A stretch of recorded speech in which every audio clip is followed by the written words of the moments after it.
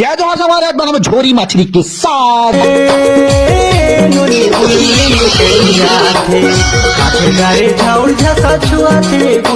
बुलुंग बुलुंग रे क्या जमाला लेदा है जी है ना जी भूरी बाई के दही पान पतौरा राई तोर मामा दाई के नाव घसनीन बाई जम्मू मछली के रेसे करके वो सुबह चेक कर लिया जी है ना जी जब जो थोड़ी धारा है दादा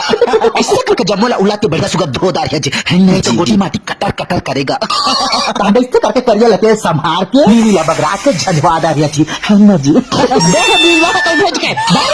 चट्टी नहीं तो तांडे इससे करके जम्मू ला उच्चार दार है जी है ना राय टिप जेता भक लेते ला डर दिए जी है ना जी ऐसे करके मेथी चेती रापा गेती जम्मू ला भुरवात ले कौल दार है जी है ना जी करके लाली लाली लुगरा सोई लाल लाल डाल के गलन दिया जी है ना जी बनने सुगर गल देता दुनिया भर के रंग डाल के सरबेट दाया जी है ना जी नीला फटफटवा के पानी डाल दिया जी है ना जी गोगट लेनी डाल दिया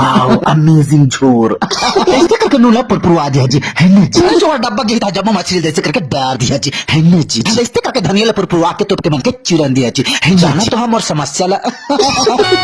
खरा के चुरुम चारुम मछरी के झोर रे मछरी के झोर हमर गांव के छेवड़ी के जवानी बेजोड़ रे जवानी बेजोड़ खरा के चुरुम चारुम मछरी के झोर रे मछरी के झोर हमर गांव साग बन के तैयार हो गए जी।